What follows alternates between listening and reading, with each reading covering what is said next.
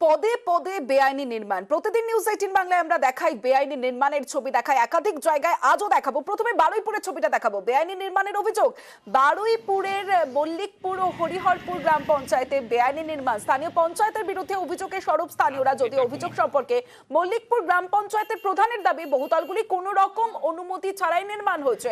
প্রশাসনকে বারবার জানিয়েছেন, চিঠি দিয়েছেন, তারপরেও আটকানো যাচ্ছে না এই বেআইনি নির্মাণ। বিল্ডিং এর টাকা নন লিগ্যাল সব নিচ্ছে, প্রধান নিচ্ছে, তো সদস্য নিচ্ছে, নিয়ে ভাগাভাগি করছে, সব করছে। আনলিগ্যালে কাজ হচ্ছে, অনেক আছে, প্রচুর কয়েক হাজার। আমাদের কাছে এরকম কোনো অভিযোগ নেই, তবে যখন অভিযোগ আসবে নিশ্চয়ই খতিয়ে দেখবো। আমার ঊর্ধ্বতন কর্তৃপক্ষ যারা আছেন নিশ্চয়ই তাদের জানাবো যে এই বিষয়ে যে বেআইনি নির্মাণ যাতে অবিলম্বে বন্ধ করা যায়। সদস্য বা প্রধান বা কেউ এই বিষয়ে জড়িত নেই, আমি দায়িত্ব নিয়ে বলতে পারি। যদিও বলেন যে গ্রাম পঞ্চায়েতের অনেক ক্ষমতা দেওয়া আছে, গ্রাম পঞ্চায়েত সেখানে ভাঙা বা অন্যান্য কাজগুলো করতে পারে, কিন্তু এখানে অনেক রকম বাধাও আছে।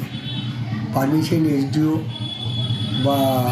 এসডিও মারফত করে ভাঙা সম্ভব, বা গ্রাম পঞ্চায়েতের ততটা সেইভাবে ইনফ্রাস্ট্রাকচার নেই যে বুলডোজার থেকে আরম্ভ করে জেসিবি ভাড়া করে ভাঙার মতো ক্ষমতা গ্রাম পঞ্চায়েতের নেই। বারুইপুরের পরে এবার মাথাভাঙার দিকে নজর রাখবো। প্রশাসনকে বুড়ো আঙ্গুল দেখিয়ে মাথাভাঙা 3 নম্বর ওয়ার্ডের সরকারি জায়গায় অবৈধ নির্মাণের অভিযোগ বেশ কয়েকজন ব্যবসায়ীর বিরুদ্ধে।